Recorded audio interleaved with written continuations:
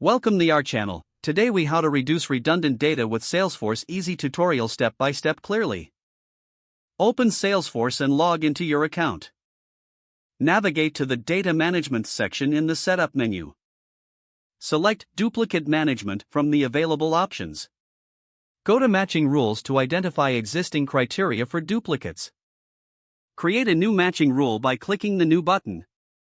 Define the fields you want to use for matching, such as email addresses or phone numbers. Fill in the necessary details, including the rule name and description.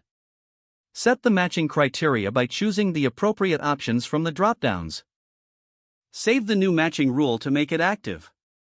Next, navigate to Duplicate Rules in the same menu.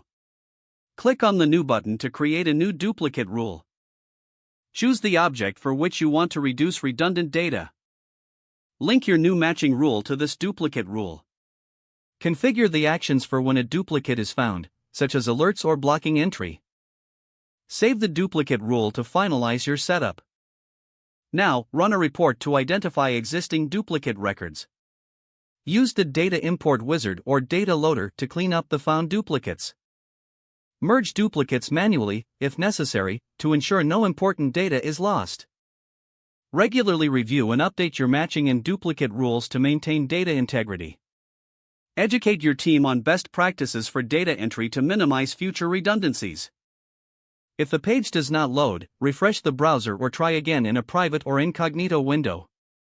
Make sure you are using the correct email address, then retype it carefully to avoid small typos.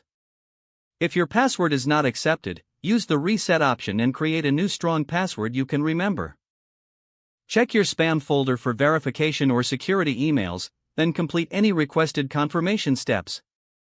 Enable two-factor authentication if available to improve account security and reduce unauthorized access risk. After signing in, review your profile details so your contact information and settings are accurate and current. If you see an error message, note it down and try again after restarting your device and internet connection.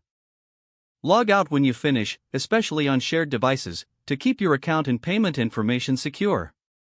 Don't forget to like this video and subscribe to our channel for more step-by-step tech guides.